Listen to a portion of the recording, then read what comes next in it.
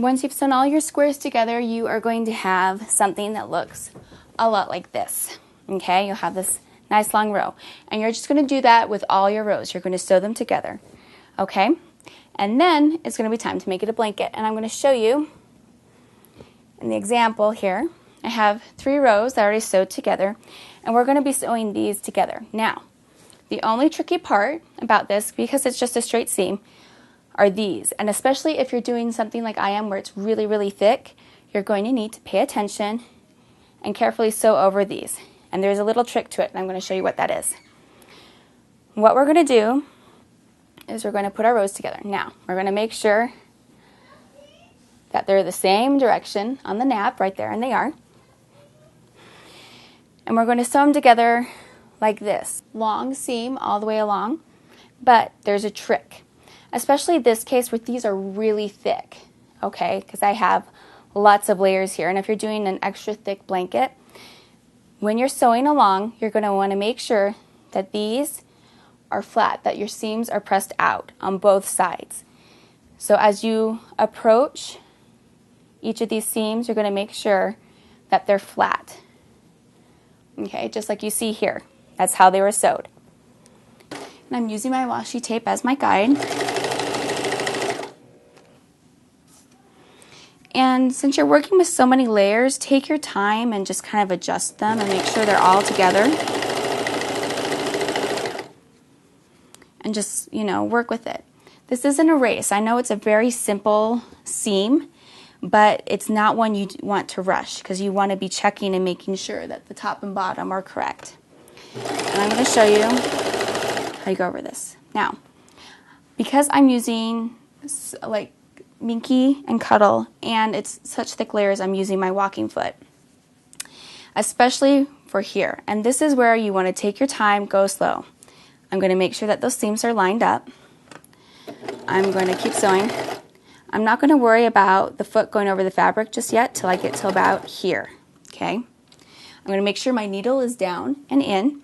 I'm going to lift up my foot, and I'm just going to slide that under there.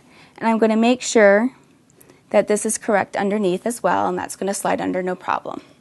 I'm going to put my foot down. And this is where you need to be patient and go slow. You're just going to take your time. You might need to help the fabric through a little bit, so take your time and help the fabric.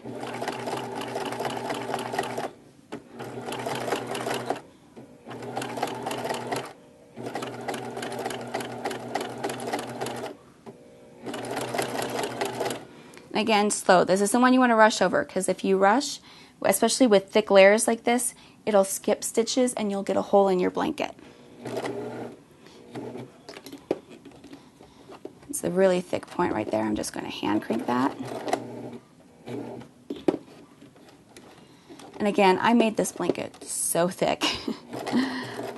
I'm just going to take my time. And there it is, past that point. And that is what you're going to do with each of those seams. You're going to make sure that the seams are pressed out, and you're going to take your time as you go over them. Now, if your blanket isn't as thick as mine, like I said, this is 2 layers of Cuddle and 2 layers of fleece, and then that's compounded when we go across those seams. You'll have no trouble. But no matter how thick your blanket is, as a general rule, it's good just to press those seams out and work over them. It's the cleanest way, and it's usually the best way to do it. And there it is. Looks great. Now, there's one final thing that we need to do, and we need to do the edge. And this is so much easier than most traditional quilts because you have to do some sort of binding or something, but all we're going to do is using the same seam allowance that we were using here, is we're going to use that and sew all the way around so we can rack the edges as well.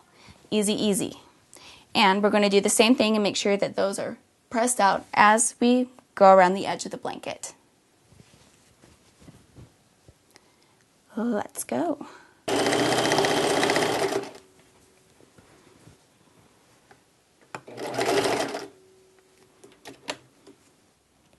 One thing is while I'm sewing around this blanket is that I'm not letting the blanket weight pull on the needle fall off here. you always want to not have any weight pulling on your needle, because that can affect your stitch and it can hurt your machine.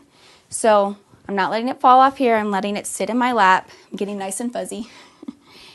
And do that. It's just an important quick tip to make sure that your machine stays healthy and you have success with your project.